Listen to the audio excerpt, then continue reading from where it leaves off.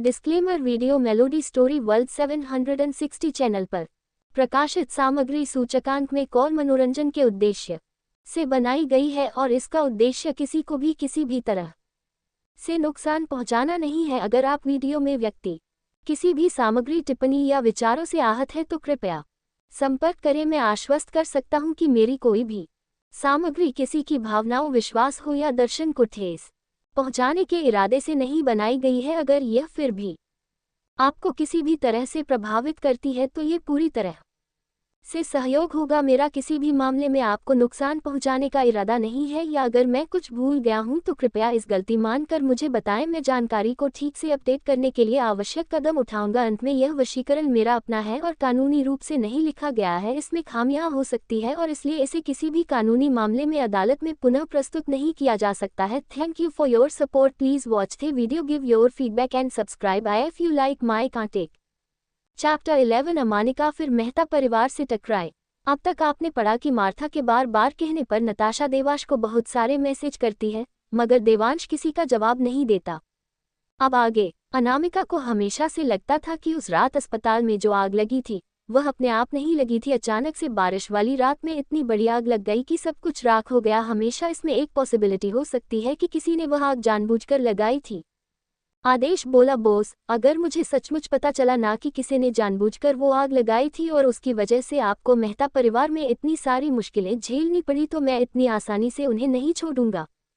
थोड़ी देर बात करने के बाद जब अनामिका ने के देखा कि ऑलमोस्ट उसके जाने का टाइम हो गया है और श्रेया लगभग उनकी भी डिसाइड की हुई जगह पर पहुंच गई होगी, तो उसने कॉल कट के नीचे जाते हुए कहा, मोम, मैं थोड़ी देर के लिए बाहर जा रही हूँ। सीता जी पूछना चाहती थी कि उनकी बेटी कहाँ जा रही है, किससे मिलने जा रही है, क्या करने जा रही है, मगर उन्हें डर था कि वह उसे डिस्टर्ब कर देगी, इसलिए उन्होंने मुस्कुराकर कहा, क्या मैं महेश को कहूँ तुम्हें ड्राइव करने के लिए। तभी नताशा बोली, मोम, मैं अभी अभी महेश अंकल के साथ कहीं जा रही थी अपने एक दोस्त से मिलने। ये सुनकर सीता जी की भौहें आपस में सिकुड़ गई और वह बोली, क्या डेविड तुम्हें नहीं ले जा सकता? डेविड अंकल तो यहाँ इस टाइम पर हमेशा ही सोते रहते हैं। अगर हमने अभी उन्हें जगाया तो बहुत अच्छे हालात में नहीं रहेंगे और इस तरह आधे नींद वाली हालत में ड्राइविंग करना सेफ नहीं है।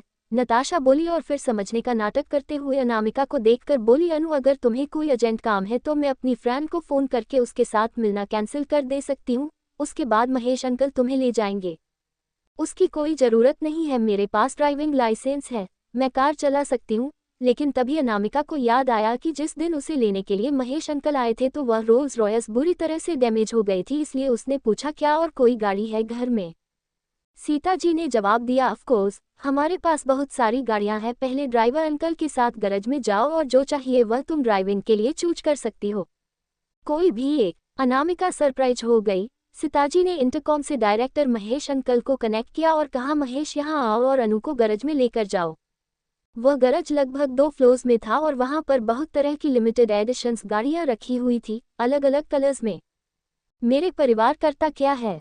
अपने सामने इतनी सारी लग्जरियस गाड़ियों को देखकर अनामिका शॉक हो गई और आखिर में उसने पूछ लिया, मिस अनामिका, क्या आपको नहीं पता? महेश अंकल सरप्राइज हो गए। उन्हें लगा था कि श्रवण जी को सब पहचानते हैं क्योंकि वह इंडिया के सबसे अमीर इंसान है। आफ्टर ऑल, कौन देश के सबसे अमीर इंसान को नहीं जानता होगा? वह बोली, बॉस, इंडिया के सबसे अमीर इंसान है और लगातार 12 सालों से वह नंबर 1 पोजीशन पर बने हुए हैं। लेकिन जब पिछले साल बॉस रिटायर हो गए तो यंग मास्टर ने ग्रुप टेक ओवर कर लिया और वह इंडिया का सबसे अमीर इंसान बन गए। भले ही नाम किसी का भी हो, लेकिन सब ओबरॉय परिवार का हिस्सा थे। अनामिका समझ गई। मदन ने और मीना ने पहले कहा था कि उसके पेरेंट्स कोई काम नहीं करते, लेकिन उसका कारण यह था। थोड़ी देर बाद एक flashy sports car Oberoi mansion से निकली और मेनन रोड पर दौड़ने लगे। अनामिका ने सबसे सस्ती की गाड़ी चूज की थी, मगर वह भी करोड़ों की थी, अट्रैक्शन अवॉइड करने के लिए। अनामिका ने उस कार को एक नज़दीक के ही अंडरग्राउंड गैराज में पार्क कर दिया, जहां श्रेया उसका कुछ देर से इंतजार कर रही थी। जब अनामिका उसे गाड़ी से उतरी तो श्रेया की आंखें हैरानी से बड़ी हो गई और उसने अनामिका के लिए लग्जरियस कार की तरफ कुछ सेकंड देखने के बाद क्यूरियोसिटी से पूछा, क्या ये तुम्हारी फैमिली की गाड़ी है? भले ही श्रेया जानती थी कि अनामिका इस वक्त मुंबई के मालाबार हिल वाले एरिया में रह रही है, जहां काफी अमीर लोग रहते हैं, लेकिन ये गाड़ी कोई मामूली अमीर इंसान अफोर्ड नहीं कर सकता। श्रेया ने शौक होते हुए पूछा, तुम्हारी बायोलॉजिकल फादर की फैमिली कौन सी है? ओबरॉय फैमिली। श्रवण ओबरॉय। श्रेया की हैरानी से बड़ी हो गई। तुम उन्हें जानती हो? कौन देश के सबसे अमीर इंसान को नहीं जान सकता? अनु, तुम बहुत लकी हो, श्रेया ने एक्साइटेड होकर कहा। एक बार यह मेहता परिवार को पता चल गया ना तो वह 7 जन्म तक रोएंगे। थोड़ी देर बाद वह लोग एक लग्जरियस प्राइवेट मेंशन में पहुंचे, जो लाइट्स में जगमगा रहा था। उस मेंशन में 22 एंट्रेंस थे और अगर उसे आसमान से देखा जाए तो वह किसी बच्चे की सूरज की ड्राइंग लग सकता था।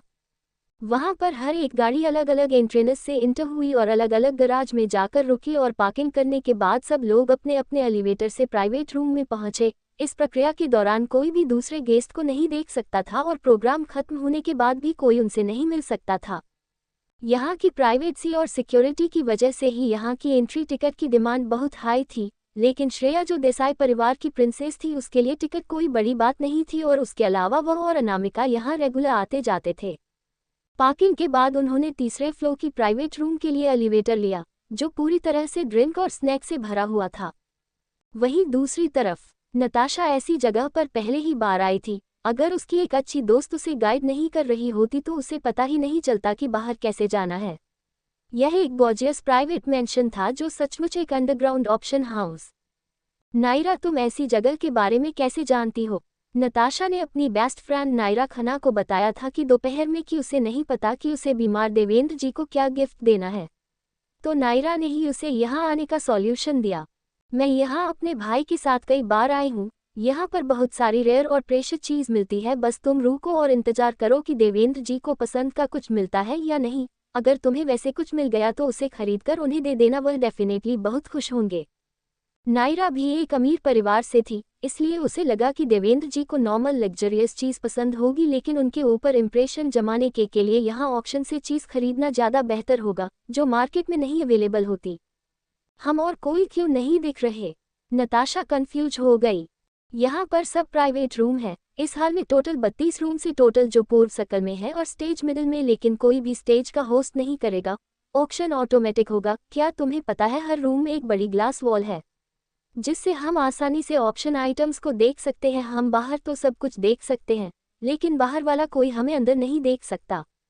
अपनी बेस्ट फ्रेंड की बातें सुनकर नताशा को थोड़ी जलन होने लगी। अगर उसके पांचों भाई उससे पहले यहाँ लेकर आए होते तो उसने इतना कुछ मिस नहीं किया होता। वहीं प्राइवेट रूम नंबर 1 में ऋषि देवांश के पीछे खड़ा था। उसने कहा, रिस्पेक्टफुली कहा, सर, हॉट इजी हर्ब आखिरी में आएगा। देवांश जो सोफे पर बैठा हुआ था उसने धीमी आवाज में कहा, हाँ। उसने सुना था कि हॉट इजी हबर हॉट डिजीज पर बहुत अच्छे से काम करता है, इसलिए वह यहाँ ऑप्शन में उसे खरीदने आया था और खरीदने के बाद वह मेडिकल एक्सपर्ट को और स्टडी के लिए दे सकता था। ऑक्शन स्टार्ट हो गया। ऑक्शन स्टार्ट होते ही स्टेज 2 हिस्सों में बंट गया और ऑक्शन की पहली चीज ऊपर दिखाई थी और उसे बड़ी सी स्क्रीन पर उसे चीज की पूरी हिस्ट्री और उसकी वैल्यू दिखाई देने लगी। उसे इलेक्ट्रॉनिक स्क्रीन पर उसे आइटम के एवरी डिटेल, एवरी पार्ट को क्लियरली दिखाया जा रहा था। ये पहला आइटम हार्ट रिवाइव रिपोर्टेडली था, जो हार्ट डिजीज पेशेंट के लिए इस्तेमाल होता था, जैसे उन्हें काफ़ी बेहतर महसूस होता था। अगर कोई इंसान ठीक है तो इसे पीने से उसकी हेल्थ काफ़ी अच्छी रह सकती है, और अगर कोई इंसान बीमार है तो उसे पी लेने से दर्द से तुरंत आराम मिल सकता है और दूसरी मेडिसिन के साथ मिलने पर कोई साइड इफ़ेक्ट भी नहीं होते हैं। इसके सिस्टम एक्सप्लेनेशन के दौरान ही हॉट रिवाइव मेडिसिन स्क्रीन पर क्लोजली दिखाई देने लगी, ताकि सब लोग उसे क्लियरली देख पाए। अनु, क्या ये वह बचा हुआ पदार्थ नहीं है जो पिछली बार तुमने हॉट इसी प्रोडक्शन के लिए इस्तेमाल किया था? हाँ, अनामिका ने बिल्कुल छुपाया और सच्चाई से जवाब दिया, इसे कहते हैं आम के आम और गुठलियों के दाम। भले ही सामने वाली दवाई हॉट इस मेडिसिन की तरह इफेक्टिव नहीं थी, लेकिन उसे में अभी भी कुछ मेडिसिनल वैल्यू थी, इसलिए वह बर्बाद बिल्कुल नहीं होगी। प्राइस शुरू होगा 20,000 से।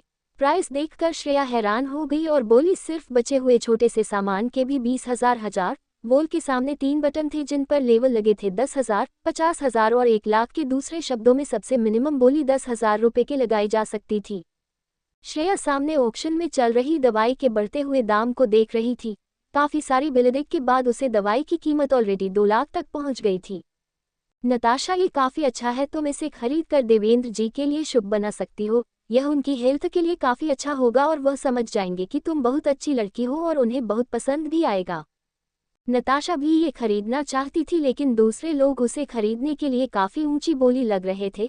उसने कई बार 10,000 वाले बटन को दबाया था मगर उसे कोई कामयाबी नहीं मिली। उसने रिस्क लेने का डिसाइड किया और 2 बार 1 लाख वाले बटन को दबा दिया। पूरा रूम और शांत पड़ गया। 2,50,000 की बोली पहली बार लगाई गई है। 250000 250002 2,50,000 3 सोल्ड। कंग्रेचुलेशन। बॉक्स नंबर 19 आपको ये हॉट रिवाइव की बोतल मिलती है। श्रेया को यकीन नहीं हो रहा था कि अनामिका की दवाई में जो बचा हुआ मटेरियल था उसकी कीमत भी इतनी ज़्यादा हो सकती है। उसने पूछा, अनु क्या अगली बार वह बचा हुआ पदार्थ में ले सकती हूँ? अनामिका ने मुस्कुराकर कहा, अगर मैंने वह तुम्हें दे दिया तो तुम्हें पता है कि उसके साथ क्या करना है। ही तुम मदद कर सकती हो ना उसे इस्तेमाल करने में। वही नताशा फाइनली ऑक्शन जीत गई तो उसने एक्साइटमेंट के मारे अपने बेस्ट फ्रेंड को गले लगा लिया। अगले कुछ आइटम्स सब डेकोरेशन के लिए थी जिसमें उसे बिल्कुल इंटरेस्ट नहीं था, इसलिए वह जल्दी घर चली गई सूप बनाने। जब तक मैन ऑक्शन स्टार्ट हुआ तब तक 2 घंटे लेट हो चुकी थी। सर हॉट ईजी मेडिसिन, ऋषि बोला। स्टेज पर कुछ फ्रेश ग्रीन प्लांट स्टेज पर दिखाई दिए जो काफी महंगे थे। प्राइस शुरू होगी 100,000 रुपीज से। ऋषि जानता था कि उसके बॉस को ये चीज चाहिए तो उसने सबसे पहले आगे बढ़कर 10 लाख रुपए की बोली लगा दी। इतनी बड़ी अमाउंट एक ही बार में देखकर सारे लोग शॉक हो गए। 10 लाख रुपए डायरेक्ट शायद जीतना चाहता है, लेकिन दूसरे बॉक्स वाले इंसान भी हार मानने के लिए तैयार नहीं थे। बिडिंग स्टार्ट हो गई। 25 लाख, 30 लाख, 35 लाख, 40 लाख। श्रेया ने आगे बढ़ती हुई बोली को देखा और पूछा, अनु हम कितना बिड कर सकते हैं? और 10 लाख हिट कर दो। श्रेया ने बिडिंग बटन लगाया तो 1 लाख की चीज 50 लाख तक पहुंच गई थी। रूम में शांति फैल गई। 10 लाख रुपए सिर्फ अच्छे हो हॉट जी हाउस के लिए नहीं थे, सिर्फ एक के लिए थे और 6 के लिए, इसका मतलब 3 करोड़ होंगे। इसलिए किसी की और हिम्मत ही नहीं हुई आगे बोली बढ़ाने के लिए। लेकिन जैसे ही श्रेया और अनामिका ने सोचा कि वह जीत गए बॉक्स नंबर 1 से, किसी ने फिर बोली आगे बढ़ा दी 60 लाख रुपए, जिससे रूम एक बार फिर शॉक हो गया। अनामिका और श्रेया ने कभी उम्मीद नहीं की थी कि बॉक्स नंबर रूम 1 में बैठा इंसान इतनी आगे बोली बढ़ाएगी, लेकिन बॉक्स नंबर 3 में बैठी हुई अनामिका भी हार मानने के लिए तैयार नहीं थी। उसने आगे बोली बढ़ाई -70 lakh. Box number 1 -80 lakh. Box number 3 गुस्से में -90 लाख। Box number 1 crore. पूरा रूम शांत बढ़ गया। सब लोग बॉक्स नंबर 1 और 3 के बीच में हो रही लड़ाई को देख रहे थे, जिसमें बॉक्स नंबर 2 जो उन दोनों के बीच था उसे काफी ऑकवर्ड लग रहा था। वह उन दोनों बिग शॉट के बीच में सैंडविच बना रहा था। अनु हम और हाई बिड नहीं कर सकते ना? हम हॉटजी हब से जो मेडिसिन बनाते हैं वह भले ही बहुत महंगी होती है मगर उनकी कीमत 1 करोड़ तो नहीं होती है। बिड फिर से आगे बढ़ी तो श्रेया ने शॉक होकर बॉक्स नंबर 1 की तरफ देखते हुए कहा, उस बॉक्स में जो लोग बैठे हुए हैं वह कोई सिंपल नहीं है, हमें केयरफुल होना होगा। हॉटजी हर्ब से हम लक्ष्मी दादी की जान बचा सकते हैं, अनामिका बोली और उसने फिर से 10 लाख बोली आगे बढ़ा दी। मुझे आज किसी भी कीमत पर वह चाहिए। अनु बॉक्स नंबर 3 ने फिर 10 लाख रुपए बढ़ा दिया। सब लोग हैरान हो गए, किसी ने उम्मीद नहीं की थी कि हॉटेज प्लानट के लिए कोई इतनी दाम लगाएगा। कौन है ये लोग सर? ऋषि ने भी उम्मीद नहीं की थी कि बोली इतनी आगे बढ़ जाएगी। उसने पूछा, क्या हमें बोली आगे बढ़नी चाहिए? प्राइस ऑलरेडी मेडिसिन की वैल्यू से ज़्यादा आगे बढ़ चुका है। आगे बढ़ो। देवांश की आवाज़ अभी भी बहुत ही कूल और शांत थी। कैप मेंटेन करो। Yes sir. ये सुनते ही ऋषि ने तुरंत 30 लाख की बोली बढ़ा दी। बॉक्स नंबर 1 ने 1 करोड़ 40 लाख रुपए अनाउंस किया। जैसे ही ऑटोमेटिक वॉइस ने ये अनाउंस किया, श्रेया गुस्सा हो गई। ये रिडिक्यूलोस है। क्या हो क्या रहा है? ये सिर्फ कुछ प्लांट ही तो है। कौन है ये बेवकूफ़ जो इतनी ज़्यादा कीमत लगा रहा है? क्या पैसे पेड़ पर होते हैं उनके लिए? 1 करोड़ 40 लाख रुपए एक प्लांट के लिए, इसका मतलब 8 करोड़ 40 लाख रुपए 6 के लिए। यह ऐसा दाम था कोई आम इंसान अफोर्ड नहीं कर सकता था। तभी बॉक्स नंबर 3 से अनामिका ने बिड आगे बढ़ाए 1 करोड़ 50 लाख। श्रेया ने अनामिका को देखा और हैरानी से बोली, अनु तुम आगे भी बोली लगाओगी? उन 6 प्लांट की कीमत अब 9 करोड़ हो चुकी थी। अगर उन्होंने हॉट स्पल्स को इससे बना लिया और बेचा तो उन्हें सिर्फ 6 करोड़ की मिलेंगे। उनका तो है 3 करोड़ का नुकसान होगा। वही बॉक्स नंबर 1 में बैठे हुए देवांश का फोन अचानक बजा। ये कैलाश अंकल थे जो हमेशा उसके दादू का ख्याल रखते थे। देवांश बेटा कुछ गड़बड़ हो गई है। मिस नताशा सूप लेकर आई थी और जैसे ही सर ने वह पिया अचानक उन्हें बहुत तेज बुखार हो गया है। डॉक्टर ने कहा है कि कंडीशन बिगड़ती जा रही है, उनकी हार्ट बीट भी धीमी होती जा रही है। मैं तुम्हें परेशान नहीं करना चाहता था मगर क्या तुम यहाँ आ सकते हो? ये सुनकर रूम देवांश की आवाज ठंडी हो गई और उसने पूछा क्या दिया था उसने दादू को पीने के लिए। उन्होंने कहा कि यह एक तरह का टॉनिक है जिसे सूप में मिलने पर हार्ट की कंडीशन अच्छी हो जाती है। और आप वहां बैठकर यह सब होते हुए देखते रहे। मेरे पास और कोई रास्ता नहीं था। सर बहुत खुश थे और मेरी बात सुनी नहीं रहे थे, इसलिए उन्होंने जिद करके वह सारी दवाई पी ली। देवांश खड़ा हुआ और बॉक्स से बाहर निकलने लगा। सर, क्या हम आगे बोली नहीं बढ़ाएंगे? ऋषि बोला, लेकिन अपने बॉस के आसपास का ऑरा महसूस करके उसने पूछा, क्या आपका दादाजी के साथ फिर से कुछ हुआ है? देवांश की आवाज बहुत कोल्ड थी। उनकी तबीयत बहुत बुरी तरह खराब हो गई है नताशा के बने हुए सूप को पीने के बाद।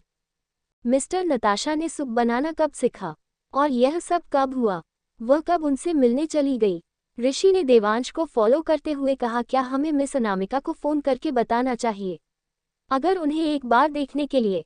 ये सुनते ही देवांश के कदम रुक गए और अचानक उसे ब्राइट चमकती हुई आंखों वाली लड़की की याद आई।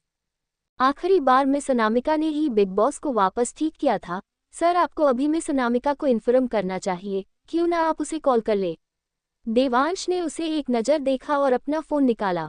वही रूम में अभी भी बिडिंग हो रही थी। टेंशन की मारे श्रेया ने अपने सांसें रुकी हुई थी और वह सिर्फ यही प्रार्थना कर रही थी, आगे बोली मत बढ़ना, आगे बोली मत बढ़ाना। 1,50,00,000 दो।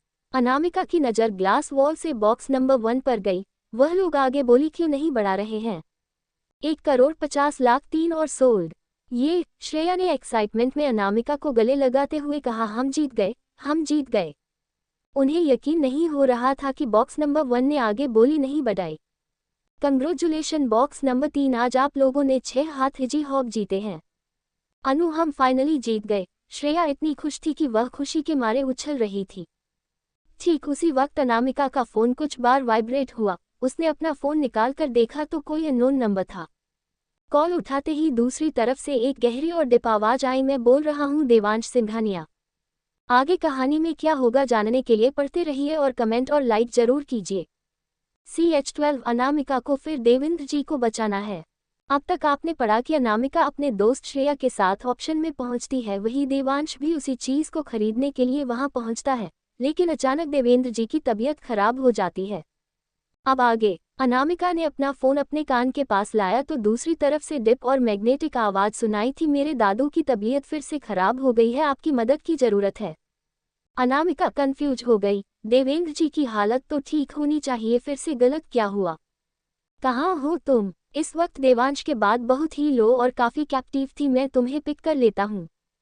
तो क्या आप सबरस के पास जो होली क्रॉस चर्च के पास मिल सकते हैं?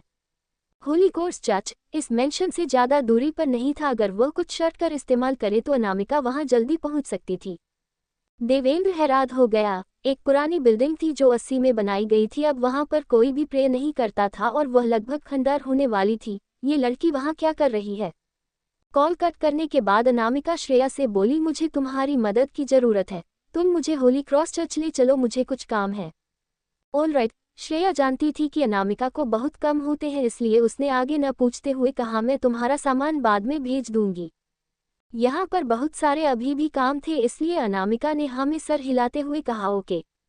होली क्रॉस चर्च के एंट्रेंस पर देवांश से दिमाग में कई सवाल चल रहे थे। क्या अनामिका यहाँ पर फोटोशूट के लिए आई है? शायद हो सकता है वह इसलिए है, आजकल की लड़कियों को ऐसा पसंद होता है। पूरी तरह से शांत देवांश की नज़र दूर पर बनी हुई थी। तभी दूर से एक इंसान आता हुआ दिखाई दिया तो ऋषि जल्दी से बोला, वह मिस अनामिका है, मैं जानता था वह पक्का यहाँ फोटोशूट के लिए आई होगी। एक वाइट ड्रेस में पीछे डालते हुए सूरज के साथ अनामिका बहुत ही खूबसूरत लग रही थी। उसके फॉलोइंग ड्रेस और लहराते हुए बालों की वजह से वह एक परी लग रही थी जो डायरेक्ट पेंटिंग से निकली हो।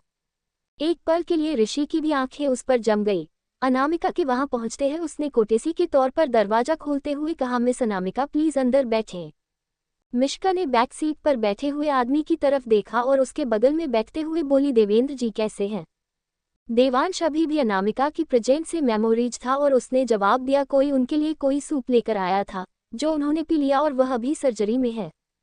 क्या वह सूप किसी जान पहचान वाले ने पिलाया था? हाँ।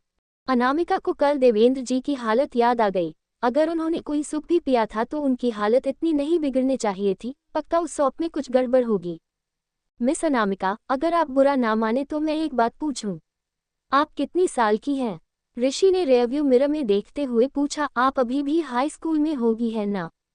वह बिल्कुल एक छोटी बच्ची दिखती थी। मैं 18 साल की हूँ। अनामिका की टोन बिल्कुल कैजुअल थी। मेरे यूनिवर्सिटी एंट्रेंस एग्जाम खत्म हो गए हैं, बस उनका इंतजार है। 18? वो कितनी यंग है? ऋषि बोला, आप सिर्फ 18 साल की है और आप अभी से इतनी बड़ी डॉक्टर है। क्या आपकी फैमिली में कोई डॉक्टर है? नहीं। तो आप? ऋषि अपनी बात खत्म कर पाता उसे पहले ही अचानक गाड़ी थोड़ी सी लड़खड़ा गई, जिससे अनामिका का बैलेंस बिगड़ गया और वह देवांश की तरफ गिर गई। देवांश ने उसे पकड़ लिया। अनामिका ने आज स्लीवलेस ड्रेस पहनी हुई थी और देवांश के हाथ उसके कंधे पर लगता ही अनामिका का चेहरा शर्म की वजह से थोड़ा लाल हो गया। ये पहली बार देवांश के लिए भी था जब वह किसी लड़की के इतने करीब हो, इसलिए उसका चेहरा भी थोड़ा सा अजीब हो गया। उसे अनामिका के आसपास एक अजीब सी मीठी खुशबू महसूस आई। I am sorry sir, miss Anamika. मैं ऋषि एक्सप्लेन कर पाता उससे पहले ही गाड़ी फिर से 2-3 बार उछली। वह अनामिका से बात करने में इतना बिजी हो गया कि उसने सड़क के गड्ढों और बम्पर्स को नोटिस ही नहीं किया, इसलिए गाड़ी इतनी तेज उछल रही थी। वही देवांश ने ही प्रोटेक्टिव तरीके से अनामिका को पकड़ते हुए उसे वार्निंग दी, अपनी आंखें रोड पर रखो। अनामिका ने अपनी आंखें उठाई तो उसे देवांश का हैंडसम चेहरा दिखाई दिया। उसे अपने अंदर कुछ अजीब से महसूस हुआ। थोड़ी देर में ही गाड़ी स्मूथली सड़कों पर चलने लगी तो देवांश ने फाइनली से छोड़ा और बोला, आई am sorry. It's okay, Anamika बोली और दूसरे तरफ देखने लगी। उसका चेहरा हल्का लाल हो गया था। जब पिछली बार देवांश अनामिका से मिला था तो तू काफी इंडिफरेंट और एरोगेट नेचर से मिली थी, लेकिन इस वक्त वह एक क्यूट लिटिल लड़की लग रही थी, जो देवांश को अच्छा लग रहा था। ऋषि को लगा कि उसके बॉस पक्का बहुत गुस्सा होंगे, लेकिन वह नहीं हुए। ऋषि ने रियरव्यू मिरर में देखते हुए बेडशीट का कुछ अजीब सा एटमॉस्फेयर नोटिस किया और अचानक से कुछ रियलाइज हुआ। ड्राइविंग पर फोकस करो। देवांश ने ऋषि की नज़र महसूस कर ली और उसने सख्त आवाज में कहा। पास्ट में कोई भी लड़की जो देवांश के करीब जाने की कोशिश करती, उसे हमेशा देवांश इतनी कोल्डली घूरता कि वह अपने आप उससे दूर हो जाती, वरना अब तक तो उसे गाड़ी से बाहर फेंक दिया गया होता। लेकिन अभी देवांश ने उस लड़की को बाहर नहीं भगाया, बल्कि गाड़ी के हिले ढूंढने की वजह से उसे प्रोटेक्ट भी करता रहा। ऋषि जल्दी से बोला, सर बिग बॉस की वजह से मैं थोड़ा डिस्ट्रैक्ट हो गया था। देवांश कंफ्यूज हो गया। आज मैं और सर बिग बॉस को मिलने गए थे। उन्होंने कहा कि वह उसे इंसान से पर्सनली मिलना चाहते हैं जिन्होंने उनकी जान बचाई और उन्हें थैंक यू करना चाहते हैं। मिस अनामिका, शायद आपको नहीं पता मगर बहुत जिद्दी है। जब उन्होंने डिसाइड कर लिया है कि वापस मिलेंगी तो वह जरूर आपको ढूंढ लेंगे।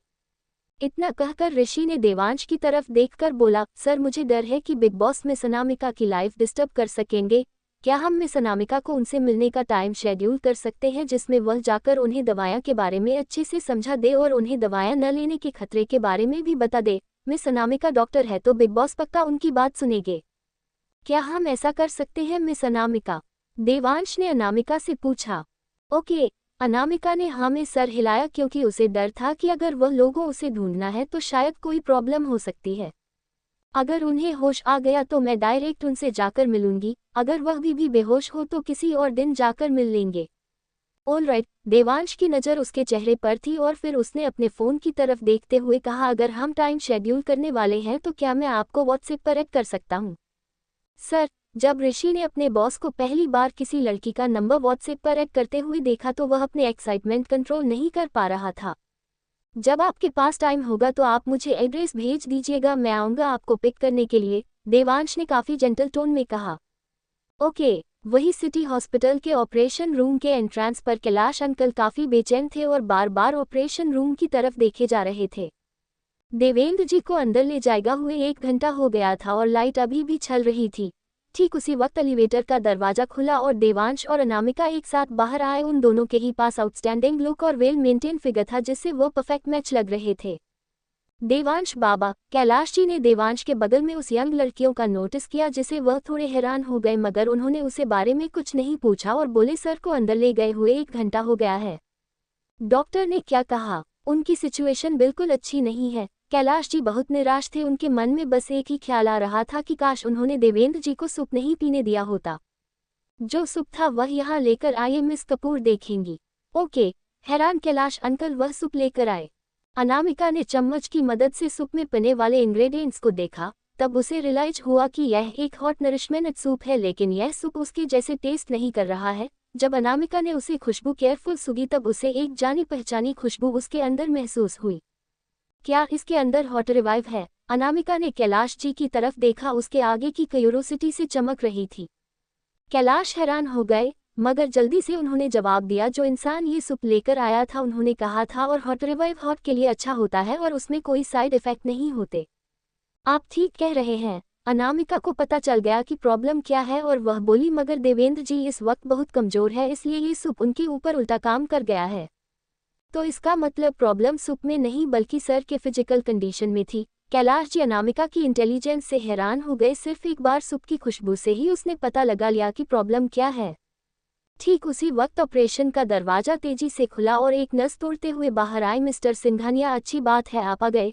प्लीज अब ये सर इस कंसल्टेंट फोरम पर साइन कर दीजिए। देवांश ने उस पेपर और पेन की तरफ देखा, लेकिन उसे लिया नहीं और कुंडली पूछा, मेरे दादाजी कैसे हैं?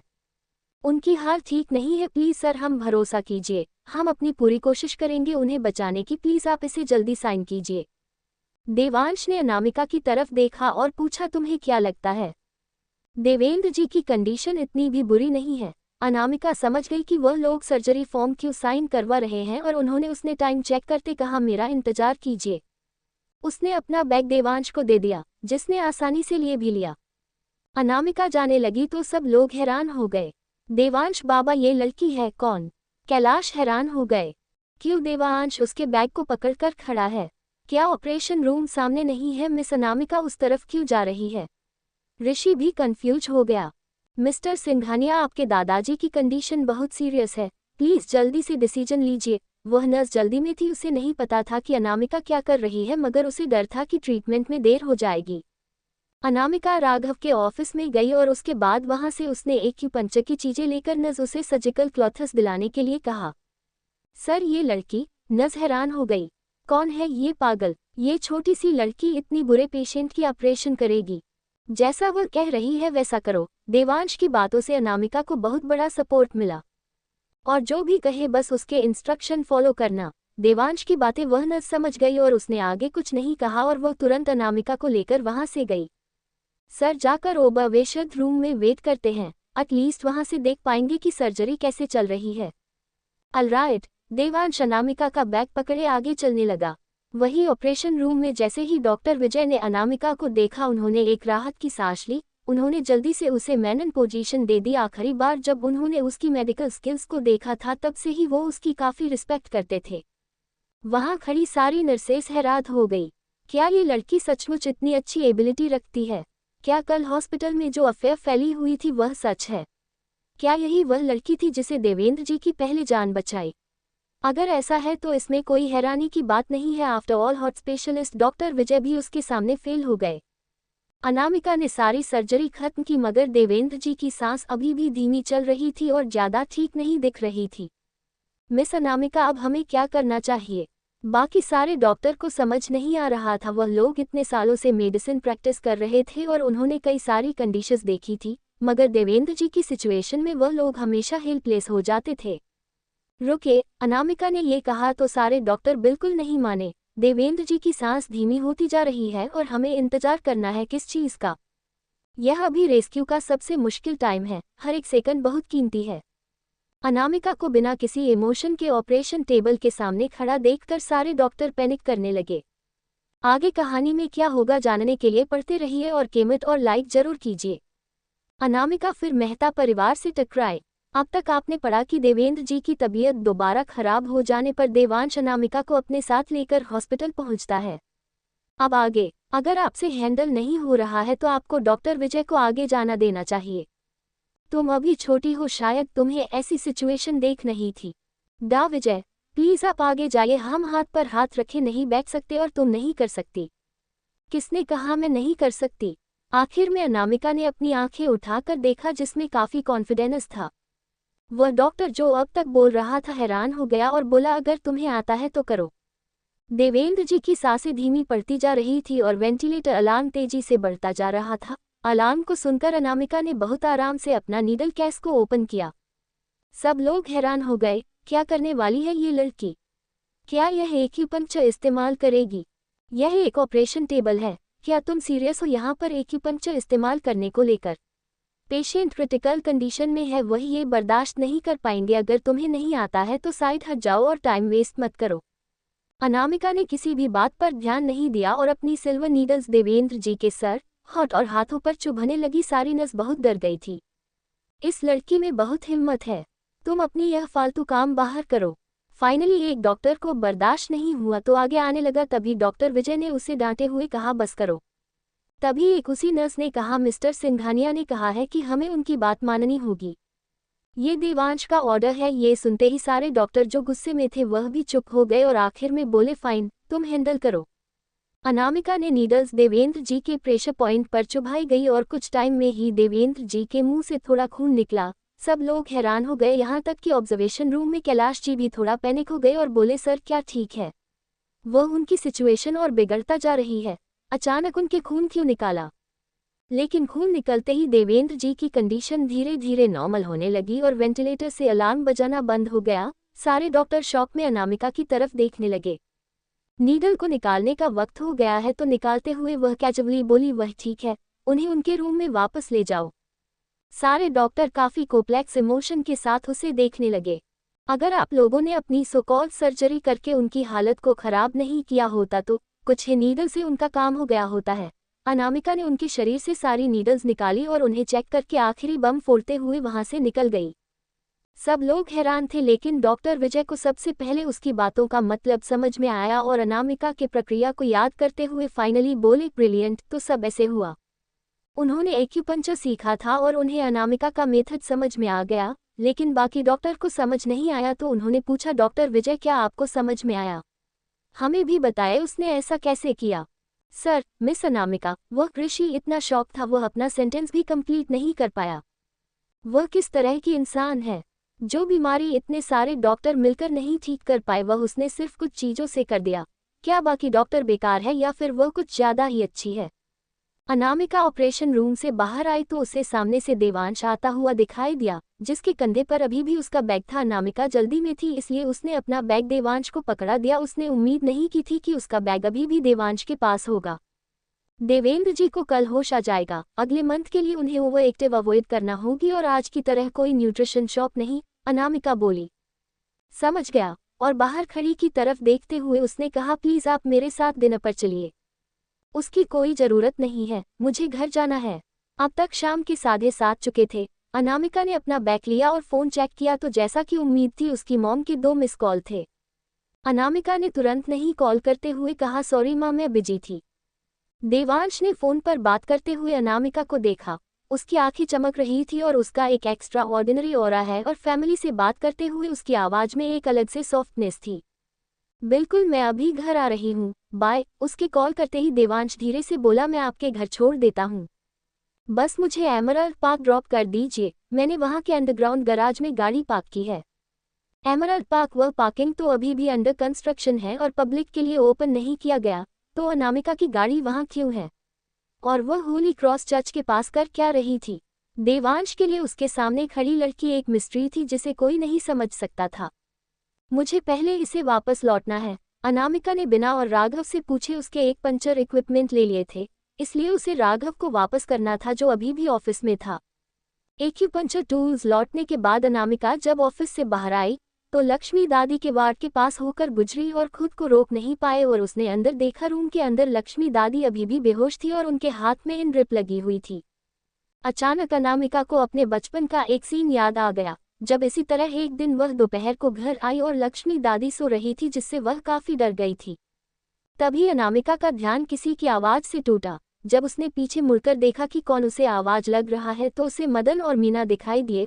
उन्हें अभी अभी हॉस्पिटल से कॉल आया था कि लक्ष्मी दादी का वीआईपी रूम जितने टाइम के लिए बुक हुआ था वह टाइम खत्म होने वाला है, इसलिए उन्हें यहां आकर बिल पे करना होगा। लेकिन उन्होंने उम्मीद ही की थी अनामिका भी अस्पताल में होगी। मीना सबसे पहले अपने होश में वापस आए और उसने अनामिका से सवाल करना शुरू कर दिया, क्या कर रही हो तुम यहाँ? क्या तुम अपनी बायोलॉजिकल पेरेंट्स के साथ वापस नहीं चली गई? क्या तुम सीरियसली यह सोच रही हो कि मॉम से भीख मांगकर तुम इस शहर में या फिर हमारे घर में रह सकती हो? तो भूल जाओ। मदन भी अनामिका के यहाँ होने से हैरान हो गया और उसने पूछा, अनु तुम यहाँ क्या कर रही हो? क्या तुम अपनी फैमिली के पास वापस नहीं गई? मीना ने डायरेक्ट घटिया एक्सप्रेशन के साथ कंक्लूजन पर आते हुए कहा, मुझे तो लगता है कि यह गई नहीं थी। उसने पक्का सुन लिया होगा कि इसकी फैमिली कंडीशन कितनी बुरी है, इसलिए वह यहाँ गई नहीं इसलिए और यहाँ भागकर आ गई मॉम से मदद मांगने के लिए। मीना की बात सुनकर मदन ने एक जबरदस्ती की मुस्कुराहट के साथ सामने आया और उसने सिचुएशन सॉल्व करने का नाटक करते हुए कहा, हम बात कर सकते हैं, कितने पैसे चाहिए तुम्हें? अनामिका ने उन दोनों को देखा जो कुछ महीना पहले तक उसके असली माता पिता थे और अब उनके सही रंग उसके सामने आने लगे थे। उसे थोड़ी हैरानी हुई है। उसके चेहरे पर एक कड़ी मुस्कुराहट आ गई। उसे चुप देखकर मदन ने अपने पॉकेट से एक कार्ड निकलते हुए कहा, इसमें 1 लाख रुपए है, इसे रख लो और पासवर्ड है 1,23,456। मदन, उसकी बात से मीना हैरान हो गई और बोली, तुम इसे इतने सारे पैसे क्यों देख रहे हो? मदन ने मीना को चुप रहने का इशारा किया। अगर वह लोग अनामिका को पैसे नहीं देंगे तो वह यहाँ से जाने के लिए मानेगी कैसे? कल उसने युविका का उतना महंगा नेकलेस चुरा लिया और आज वह इतने पैसे ले रही है तो वह पक्का चली जाएगी, राइट? अनामिका के चेहरे पर मजाक उड़ाने वाली हंसी आ गई और उसने मदन के हाथ में पड़े हुए बैंक कार्ड को देखा और चुप रही, कुछ रिएक्ट नहीं किया। क्या तुम्हें लगता है ये बहुत कम है? मीना गुस्से में बोली, मैं तुम्हें एडवाइस दूंगी कि थोड़ी समझदार करूं और ना आखिर में तुम्हें कुछ नहीं मिलेगा। मदन ने वह कार्ड अनामिका को देने की कोशिश की मगर अनामिका ने उसे अवॉइड कर दिया। अब क्या चाहिए तुम्हें? क्या तुम चाहती हो कि यहाँ रुककर मॉम के होश में आने का इंतजार करो और फिर उन्हें भड़काओ तो सपने देखती रहो? मीना ने नहीं सोचा था कि अनामिका से डील करना इतना मुश्किल होगा। मैं तुम्हें बता देती हूँ, आज से और अभी से तुम्हारा मॉम से कोई लेना देना नहीं है, हमसे दूर रहो। 1 करोड़, अनामिका ने प्यार से मुस्कुराकर एक एक शब्द देते हुए कहा, तो मैं सोच सकती हूँ तुम जरूर सपने देख रही होगी। मीना बहुत गुस्से में थी और वह बोली, क्यों ना तुम 1 करोड़ लेने के लिए जाकर बैंक में डाका डालो। बैंक में डाका डालना थोड़ा खतरनाक हो सकता है, आप लोगों के ऊपर ही डाका डालना ज़्यादा अच्छा रहेगा। तुम मीना गुस्से में लगभग पागल होने वाली है और बोली, मैं तुम्हें एक फूटी कौड़ी नहीं दूंगी। और उसने मदन के हाथ से वह कार्ड लेते हुए कहा, अगर तुम अभी नहीं गई तो मैं तुम्हें धक्के मारकर बाहर निकलवा दूंगी। तो फिर बुलाओ ये किसी को मुझे धक्के मार के बाहर निकलवाने के लिए। तुम मुझे बहुत गुस्सा दिला रही हो, ये विद फ्लो है, कोई भी यहाँ नहीं आ सकता। मीना स्टाफ को बुलाने के लिए जाने ही वाली थी तभी अनामिका, एक आदमी की आवाज से उन सबका ध्यान उसी तरफ चला गया। मीना ने देखा तो कॉरिडोर के आखिर में लड़का खड़ा होकर अनामिका का नाम ले रहा था। उस लड़के की स्ट्रांग प्रेजेंस और ऑरा आप दूर से भी महसूस किया जा सकता था। अनामिका ने भी वह आवाज सुनी और उसे तरफ देखा तो देवांश उसका इंतजार कर रहा था, इसलिए उसने इन दोनों इंसानों को वहीं छोड़ और जाने लगी। कौन है वह लड़का? मीना क्यूरियसली डोर की तरफ देख रही थी। क्या यह उसके फादर है? नहीं, उसके फादर इतनी यंग नहीं हो सकते, शायद उसका ब्रदर है। उसके 5 बड़े भाई हैं और उसके अलावा उसकी दादी माँ बीमार भी तो है, हो सकता है वह भी इसी अस्पताल में हो। क्या वह इस अस्पताल का बिल अफोर्ड कर सकते हैं? मीना ने कॉरिडोर के आखिर में गायब होते हुए अनामिका को देखा और मदन से पूछा, मदन, हमें मॉम को दूसरे अस्पताल में ट्रांसफ़र कर देना चाहिए, वरना अगर अनामिका इसी तरह आती रही और उनसे अटैच रही तो हमारे लिए बड़ी प्रॉब्लम हो जाएगी। मदन की भी यही सोच थी, मगर पूरे मुंबई शहर में सिटी हॉस्पिटल जैसा अच्छे रिसोर्सेज किसी और अस्पताल में नहीं थे। यहीं पर उसकी मॉम को सबसे बेस्ट ट्रीटमेंट मिल सकती थी। मॉम उसे पसंद करती हैं, मुझे डर है कि उसे बार बार मिलने से उनका दिल पिघल जाएगा और वह हमारी फैमिली में उसे वापस ले आएंगी। मीना को 3 महीने पहले की बात है याद आई जब लक्ष्मी जी को पता चला कि अनामिका उनकी अपनी पोती नहीं है और वह ये बर्दाश्त नहीं कर पाए और बेहोश हो गई। और उठने के बाद उन्होंने ये डिक्लेयर कर दिया कि जब तक वह जिंदा है तब तक अनामिका इस घर को छोड़कर नहीं जाएगी और जो भी अनामिका को इस घर से निकलने की कोशिश करेगा वह उनका दुश्मन होगा। और जब युविका घर आई तो लक्ष्मी जी ने उसे किसी तरह का कोई प्यार नहीं दिखाए। उनका दिल और आंखों में ये सिर्फ कोल्ड और एरोगेंट छोटी लड़की बसी हुई थी। आगे कहानी में क्या होगा जानने के लिए पढ़ते रहिए और कमेंट और लाइक जरूर कीजिए।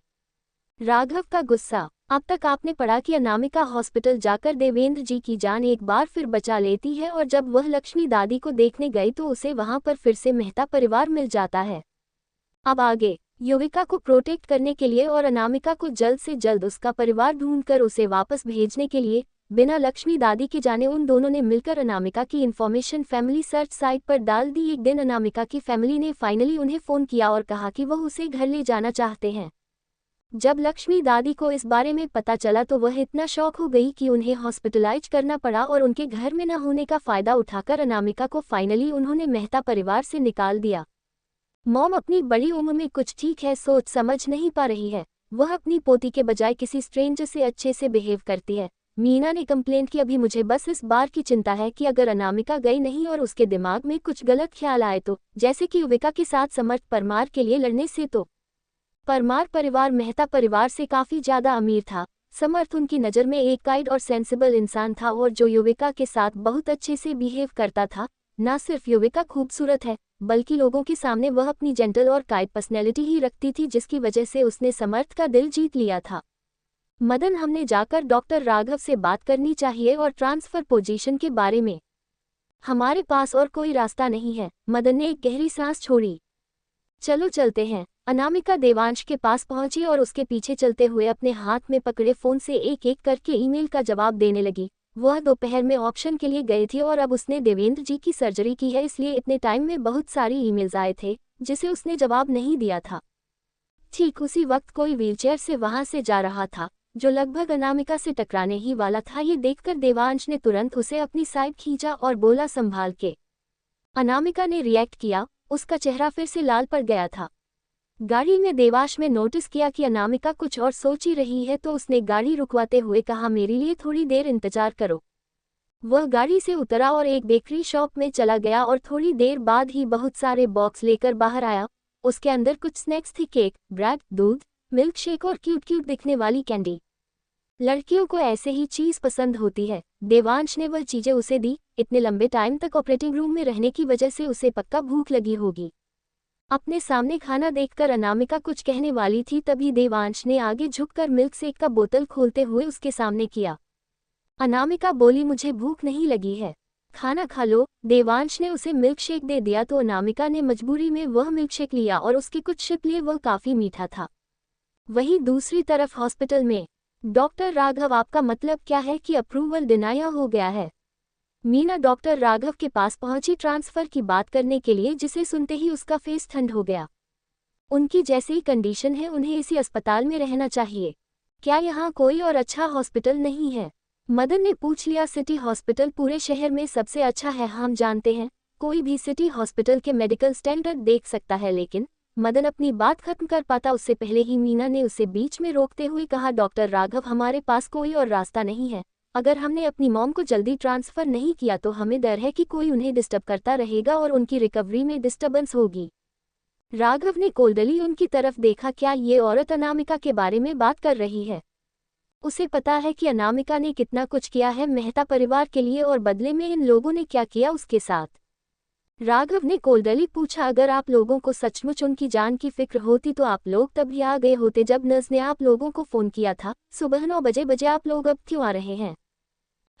हमें कुछ काम था। मीना को स्पा जाना था कुछ औरतों के साथ और मदन अपनी कुछ कंपनी के हायर ऑफिशियल्स के साथ गोल्फ खेल रहा था और जब तक वह लोग घर पहुंचे तब तक खाना ऑलरेडी तैयार था, तो उन्हें खाना खाकर ही आना होगा, इसलिए खाना खाकर वो लोग ही यहाँ आए। आपका मतलब है कि आप लोगों काम की वजह से लक्ष्मी जी की तबीयत और उनके जीने मरने से आप लोगों को कोई फर्क नहीं पड़ता? ये सुनकर मीना और मदन दोनों ही ऑकवर्ड हो गए। मैं ट्रांसफर पेपर साइन कर सकता हूँ, लेकिन मैं आप लोगों को इन्फॉर्म कर देता हूँ कि दूसरे किसी भी हॉस्पिटल का मेडिकल रिसोर्सेस और डॉक्टर इतने अच्छे नहीं है। एक बार लक्ष्मी जी सिटी हॉस्पिटल से चली गई तो मुझे ज़्यादा करना चाहे वह 1 हफ्ते भी जिंदा नहीं रहेंगे, इसलिए आप लोगों को अपने आप को मेंटली प्रिपेयर कर लेना होगा। ये सुनते ही मदन के एक्सप्रेशन सीरियस हो गए और बोला डॉक्टर राघव क्या और कोई सॉल्यूशन है जिससे इस अस्पताल से जाने के बाद भी उनके हेल्थ पर कोई असर ना पड़े? है एक रास्ता है। ये सुनकर मदन ने तुरंत पूछा बताइए डॉक्टर राघव, मैं सुन रहा हूँ। मार्केट में एक दवाई है जो उनकी जान बता सकती है। आप बोलिए, आगे बोलिए, मैं उसका नाम लिख लेता हूँ। इतना कहकर मदन ने अपने पॉकेट से पेपर और पेन निकाल लिया। वह सिर्फ ब्लैक मार्केट से खरीदा जा सकता है और एक गोली की कीमत लगभग 1 लाख रुपए है और वह उन्हें दिन में 2 बार लेनी है और 3 महीने तक लेने के बाद हम ये एश्योर कर सकते हैं कि वह सर्जरी के लिए तैयार हो जाएंगी। ये सुनते ही मदन और मीना ने एक दूसरे को देखा। 1 लाख, इसका 3 महीने के लिए लगभग 1 करोड़ रुपए। आजकल दवाएं इतनी महंगी हो गई है। वह दवाई बहुत ही रेयर चीज़ों से बनाई जाती है, इसलिए वह थोड़ी महंगी है। मदन ने वह नोटबुक वापस रखते हुए कहा, अगर ऐसी बात है तो हम उन्हें यहाँ से ट्रांसफर नहीं करेंगे, आपको इनका ख्याल रखना होगा। वह लोग लक्ष्मी जी को बचाना चाहते थे। इसका सबसे बड़ा कारण ये था कि उनके नाम पर कंपनी के 30% शेयर थे जिनकी कीमत अभी 30 करोड़ रुपए थी, लेकिन इतनी महंगी दवाएं वह लोग बिल्कुल उन्हें नहीं दिलाने वाले थे। और उसके अलावा लक्ष्मी दादी अनामिका को बहुत प्यार करती हैं। अगर उन्हें कुछ भी हो गया तो उनकी विल के अकॉर्डिंग सारे शेयर्स अनामिका के हो जाएंगे, इसलिए उन्हें ठीक करना होगा और विल चेंज करने के लिए मनाना होगा कि वह सब कुछ युविका के नाम कर दे। अनामिका है हमेशा मेहता परिवार के बिजनेस को संभालती आई थी, क्योंकि उसके दादी माँ के शेयर से उसे कंपनी में थे, वरना उसे मदन और मीना की जिंदगी और मौत से कोई फर्क नहीं पड़ता था। लेकिन मदन और मीना को इस बात का कोई अंदाजा नहीं था। उन्हें लगता कि था कि वह लोग अपनी मेहनत के बल पर इतने अमीर हो गए हैं। मदन ने वह बैंक कार्ड निकला जो वह थोड़ी देर पहले अनामिका को देने की कोशिश कर रहा था और राघव के सामने रख दिया, जिससे राघव और गुस्सा हो गया और बोला, मिस्टर मेहता क्या कर रहे हैं? आप क्या चाहते हैं कि मुझे नौकरी से निकल दे या फिर जेल भेज दिया जाए? अगर कोई भी मेडिकल स्टाफ रिश्वत लेता है तो उसे भी जेल होगी। डॉक्टर राघव, आप मुझे गलत समझ रहे हैं। मदन ने हंसते हुए कहा, हम आपसे कोई प्रोफेशनल एथिक्स तोड़ने के लिए नहीं कर रहे हैं, ये बस थोड़े से अप्रिशिएशन के लिए टोकन है। हमें पता है कि आप कितनी मेहनत करते हैं और यह पैसे आप इस्तेमाल कर सकते हैं। हाँ डॉक्टर राघव, ले लीजिए। हटो यहाँ से। राघव ने उन दोनों की तरह नहीं देखा और कोल्दली बोला, किसी ने मुझसे कहा है कि मैं नेचुरली काफ़ी मेहनत करता हूँ और मुझे इस तरह की चीज़ों की ज़रूरत नहीं, आप लोग जा सकते हैं। डॉक्टर राघव, मीना कुछ कहना चाहती थी लेकिन मदन ने उसे चुप रहने का इशारा किया और हंसते हुए कहा, ठीक है हम जा रहे हैं। अगर डॉक्टर राघव को किसी भी चीज़ की ज़रूरत हो तो आप किसी वक्त मुझे बता दीजिएगा। अगर बात अनामिका की नहीं होती तो राघव कब का उन दोनों को लात मार कर निकल चुका होता। इस डॉक्टर राघव का गुस्सा कितना ज़्यादा है। उसके ऑफिस से बाहर आते ही मीना बोली, और उसे दूसरी तरफ समर्थ को देखो, वह भी तो कितने अमीर परिवार है और वह कितने अच्छे से बिहेव करता है। वह एक जीनियस डॉक्टर है और काफ़ी अमीर परिवार का वारिस भी, इसलिए उसका ऐसा गुस्सा आ रहा है, नेचुरल सी बात है। और अभी अभी डॉक्टर राघव ने कहा कि किसी ने स्पेशली लक्ष्मी जी पर ध्यान रखने के लिए उन्हें कहा है, शायद ये परमार परिवार ही होगा, राइट? इतने सारे कनेक्शंस परमार परिवार के पास ही हो सकते हैं और उसके अलावा समर्थ और युविका की सगाई होने वाली है। परमार परिवार के अलावा और कौन हो सकता है? हमें थैंक यू कहना चाहिए। लेकिन मदन को बिल्कुल पसंद नहीं आ रहा था कि वह लोग लक्ष्मी जी को यहाँ से नहीं निकाल सकते। वह लड़की थोड़ी देर पहले किस डायरेक्शन में गई थी? अचानक मीना को कुछ याद आया और उसने कहा, मुझे याद आ रहा है, वह वोट काफ़ी महंगा है। ये फ्लोर रेगुलर वीआईपी के लिए है और दूसरा वाला वीविप्स के लिए। लक्ष्मी जी इस वीआईपी वार्ड में रह सकती थी क्योंकि वह लोग परमार के रिश्तेदार थे और उन्होंने ही मदद की थी। मगर वीओ रूम वह अलग बात है। पैसे होते हुए भी कोई उसे ऑफर नहीं कर सकता, तो वह लड़की वहाँ क्या कर रही थी? वह तो किसी को जानती भी नहीं। Dad, mom. ठीक उसी वक्त एक प्यारी आवाज़ सुनाई थी, युवी तुम यहाँ कैसे आई? पीछे मुड़कर मीना ने देखा तो युविका और उसके साथ समर्थ भी आया हुआ था। समर्थ का अपीयरेंस और टेम्परामेंट बहुत अच्छा था, जिसे मीना बहुत खुश थी और उसने मुस्कुराकर पूछा, समर्थ तुम भी आए हो? समर्थ ने उन्हें ग्रीट किया, हेलो। हेलो, मदन ने मुस्कुराकर कहा, क्या तुम दोनों डेट पर जाने वाले हो? तुम लोग यहाँ क्यों आए हो हॉस्पिटल में? हम मूवी देखने जाने वाले थे, मगर मैंने सुना कि अस्पताल से कॉल आया था और मुझे लगा शायद दादी के साथ कुछ हुआ है, इसलिए मैं यहाँ उन्हें देखने आई हूँ। समर्थ मेरे साथ था तो हम साथ आ गए। मॉम, दादी कैसी है? युविका सबके सामने अपने एक्टिंग स्किल का भरपूर प्रदर्शन करती थी। भले ही वह लक्ष्मी दादी से अंदर ही अंदर के दिन नफरत करती हो। तभी उसने कुछ सोचने का नाटक करते हुए कहा, मुझे लगा मैंने मेरी बहन को देखा नीचे, वह वीआईपी एलिवेटर से बाहर आ रही थी। अनामिका का नाम सुनते ही समर्थ हैरान हो गया। क्या इन लोगों ने नहीं कहा था कि अनामिका अपने बायोलॉजिकल फैमिली के पास वापस चली गई है? वह यहाँ क्या कर रही थी? और मीना और मदन की एक्सप्रेशन खराब हो गए। वह उसके बारे में अभी डिस्कस नहीं करते हैं, तुम्हारी दादी बिल्कुल ठीक है, लेकिन अस्पताल चाहता है कि हम थोड़ी सी एडिशनल फीस जमा कर दे। तुम अंदर जाकर उनसे मिल लो, शायद तुम्हारे प्यार की वजह से वह ठीक हो जाए। ये सुनकर समर्थ और तहायुविका ने एक दूसरे को देखा और हाथ पकड़कर वार्ड के अंदर गए। लक्ष्मी जी बहुत पतली हो गई थी और वह बेड पर लेटी हुई थी। उन्हें देखते ही युविका ने अपने नकली आंसू बहाना शुरू किया, दादी मैं आपसे सिर्फ 2 दिनों से मिलने नहीं आए और आप इतनी कमजोर हो गई। सच ये था कि उसके 2 दिन सच नहीं थे, वह लगभग 1 महीने से मिले नहीं आई थी। मेरी दादी माँ को इतना कुछ क्यों सहना पड़ रहा है? मैं उनका दर्द क्यों नहीं ले सकती? क्यों? उसने अपना नाटक आगे जारी रखा और उसके नकली आंसुओं को देखकर समर्थ ने उन्हें पोंछते हुए कहा, सिलीगल तुमने बहुत कुछ सहा है। मुझे नहीं डर है। अगर दादी माँ ठीक हो जाए तो मैं उनका सारा दर्द अपने ऊपर लेने के लिए तैयार हूँ। उसके दयालु और प्यारे बिहेवियर को देखकर समर्थ अंदर तक खुश हो गया और उसके लिए उसका प्यार और स्ट्रांग हो गया। आगे कहानी में क्या होगा जानने के लिए पढ़ते रहिए और कमेंट और लाइक जरूर कीजिए। देवांश पहुंच ओबरॉय मेंशन। अब तक आपने पढ़ा कि अनामिका हॉस्पिटल से देवांश के साथ निकल जाती है और वही युविका समर्थ के साथ आती है अच्छे बनने का नाटक करने के लिए। अब आगे युविका ने नकली आंसू बहते हुए कहा, अगर मैं घर नहीं आई होती तो समर्थ की जिससे शादी होती वह मेरी बहन होती। मैंने अपनी बहन की खुशियां बर्बाद कर दी, इसलिए भगवान मुझे इस तरह से सजा दे रहे हैं। मेरे फैमिली मेंबर्स जिनकी मैं परवाह करती हूँ उन्हें इस तरह तकलीफ देकर मुझे अमीर परिवार में नहीं आना, मुझे समर्थ से शादी भी नहीं करनी है। तुम मेहता परिवार की बेटी हो और मेहता परिवार में वापस आना तुम्हारा हक था और मेरी तुमसे सगाई इसलिए हो रही है क्योंकि यह पहले से ही तय था। तुमने कुछ गलत नहीं किया है, समर्थ ने उसे समझाते हुए बोला। वहीं दूसरी तरफ रात होने लगी। देवांश की कार ट्रैफिक से होकर तेजी से एमरल्ड पार्क की तरफ बढ़ रही थी और इस टाइम के दौरान उसका फोन लगातार बजे जा रहा था। उसने पहली बार कॉलर आईडी की तरफ देखा और कॉल कट कर दिया, लेकिन दूसरी तरफ वाला इंसान भी हार करने के लिए तैयार नहीं था और लगातार कॉल किया जा रहा था। मुझे यही उतार दीजिए प्लीज। अनामिका को लगा कि उसके प्रेजेंट की वजह से देवांश कॉल नहीं उठा पा रहा है। तभी देवांश ने एक्सप्लेन किया, ये कोई बकवास कॉल है। मगर बकवास कॉल लगातार आए जा रहा था। फाइनली अनामिका को इनकम्फर्टेबल न करने के लिए देवांश ने अपने ईयरफोन पहने और कॉल आंसर किया। देवांश, तुमने फाइनली मेरा कॉल उठा लिया। दूसरी तरफ नताशा बहुत रो रही थी। मुझे सचमुच नहीं पता कि मेरे जाते ही दादाजी के साथ इतना बड़ा कुछ हो गया। मैंने ये सब जानबूझकर नहीं किया। मैंने तो सुना था कि हॉट रिवाइव हॉट पेशेंट के लिए बहुत अच्छी होती है, इसलिए मैंने बहुत ही ध्यान से वह सूप बनाकर उसमें हॉट रिवाइव मिलाई थी और उन्हें दिया था। मुझे लगा था कि दादाजी की मदद करेगा, लेकिन मैं उम्मीद नहीं की थी कि इससे उनकी कंडीशन और बुरी हो जाएगी। ये सब उस दवाई बेचने वाले इंसान की वजह से हो रहा है जिसने मुझे धोखा दिया। उसने मुझे दवाई बेची और मैंने उसे चेक नहीं किया। मुझे बेवकूफ़ बनाया गया। अगर मुझे पता होता कि उसे दवाई के साथ कुछ गलत है तो मैं उसे खरीद कर नहीं लाती। दादाजी को देना तो दूर की बात है। देवांश, तुम्हें मुझ पर भरोसा करना होगा। मैं तुम्हारी फैमिली और दादाजी को अपने दादाजी मानती हूँ। मैं उन्हें कभी चोट नहीं पहुँचाऊंगी।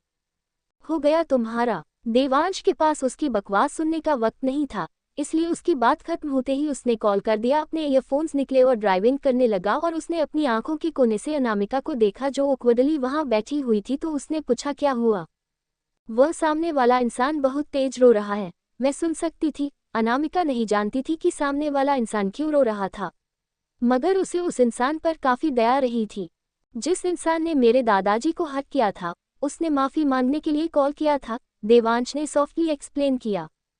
अनामिका ने देखा कि वह लोग एमरल्ड पार्क के पास है तो वह बोली, प्लीज मुझे नीचे उतार दीजिए। रात हो गई है, मैं गैराज में तुम्हें ड्रॉप कर देता हूँ। उसकी कोई जरूरत नहीं है। अनामिका नहीं चाहती थी कि कोई भी उसकी गाड़ी को देखे। उसकी लाइसेंस नंबर प्लेट काफी लोगों का ध्यान खींच सकती थी। अगली बार वह और सस्ती गाड़ी लेकर आएगी। क्या तुम श्योर हो कि तुम अकेले मैनेज कर लोगी? देवांश ने देखा कि वह पार्क अभी तक पूरा बना नहीं था और यहाँ ज्यादा स्ट्रीट लाइट्स भी नहीं थी और चारों तरफ अंधेरा फैला हुआ था। गरज की तरफ जाने वाला रोड भी काफी डार्क था। वह एक लड़की है, क्या उसे डरना नहीं चाहिए? मुझे डर नहीं लग रहा।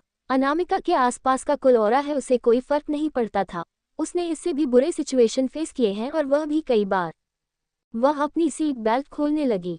मैं कर देता हूँ, इतना कहकर देवांश आगे झुका और सीट बेल्ट खोलने लगा। इतने नज़दीक से अनामिका ने नोटिस किया कि देवांश की फीचर्स काफ़ी अट्रैक्टिव है। सीट बेल्ट खोलने के बाद देवांश ने अपनी डिप आंखों से सीरियसली उसकी तरफ देखते हुए कहा, जब घर पहुंच जाओ तो मुझे बताना। श्योर। उसकी हाँ सुनने के बाद देवांश गाड़ी से उतरा और उसके लिए दूसरी तरफ से दरवाजा खोला। अनामिका जैसे ही बाहर आई, देवांश ने उसे उसका बैग और जो उसे खाने का सामान उसके लिए लाया था वह देते हुए कहा, अगर तुमने भूख लग जाए तो तुम ही खा सकती हो।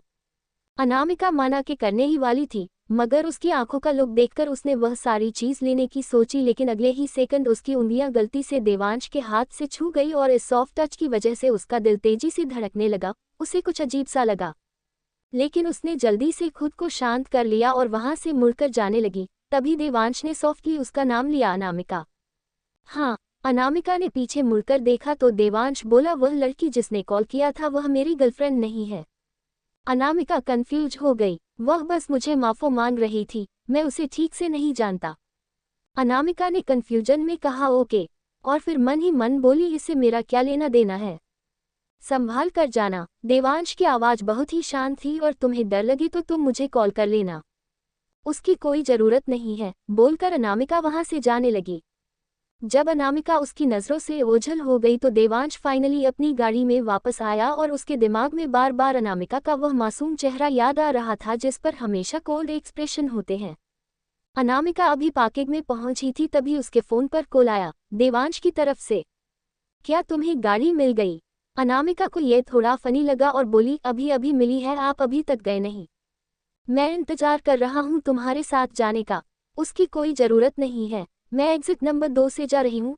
अनामिका ने गाड़ी को अनलॉक किया और बोली, सुना आपने, मैंने अपनी गाड़ी अनलॉक कर ली है, कार ध्यान से चलाना। कॉल कट होने के बाद देवांश ने ऋषि को कॉल किया और बोला, आज के रात के सारे शेड्यूल क्लियर कर दो, मुझे ओबरॉय परिवार के घर जाना है।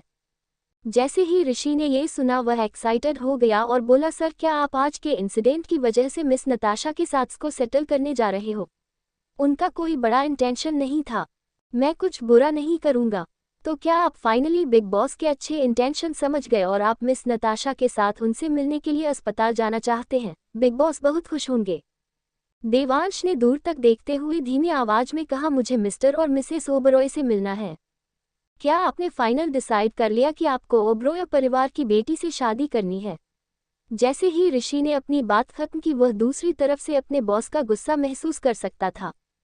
क्या ऐसा नहीं है? मैं एंगेजमेंट तोड़ने जा रहा हूँ।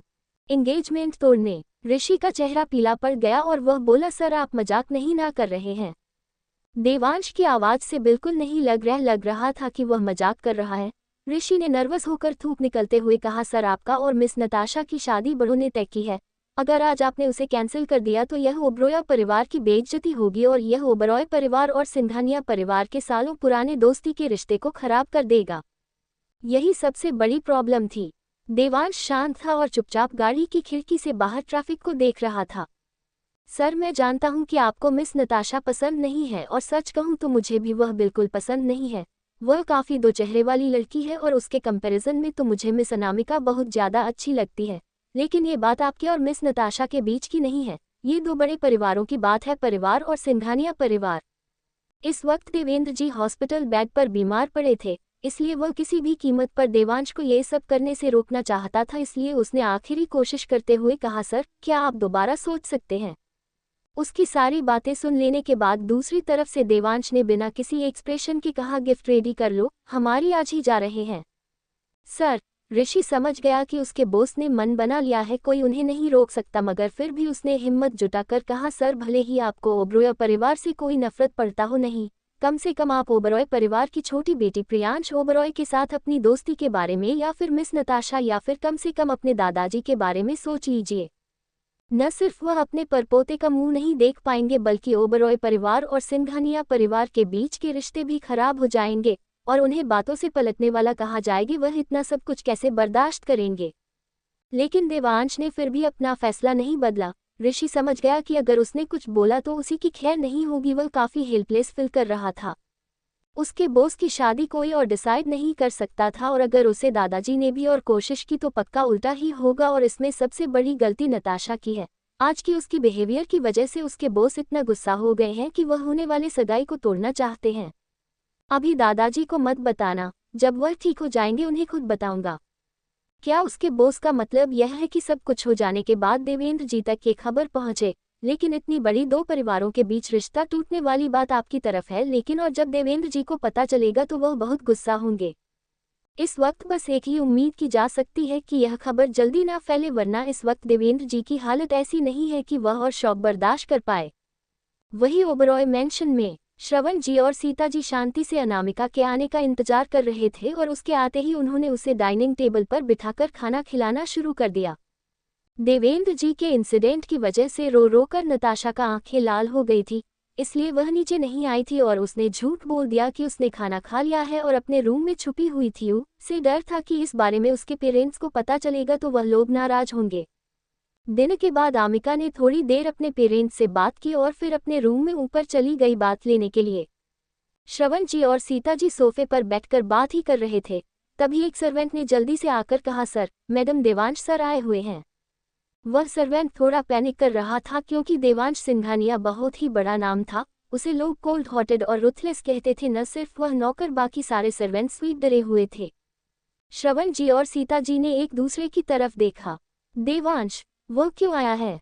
क्या ऐसा हो सकता है कि उसे पता चल गया हो कि अनु वापस आ गई है? शायद यही कारण होगा। जल्दी से अंदर लेकर आओ। श्रवण जी भी थोड़े कंफ्यूज थे, अब वो लोग क्या करेंगे। जल्दी ही देवांश लिविंग रूम के अंदर आया। अपने डैशिंग फीचर्स और हाईएस्ट टेस्ट के साथ उसका प्रेजेंस एक राजा की तरह था और उसके वहां आते ही एक पावरफुल ऑरा चारों तरफ फैल गया।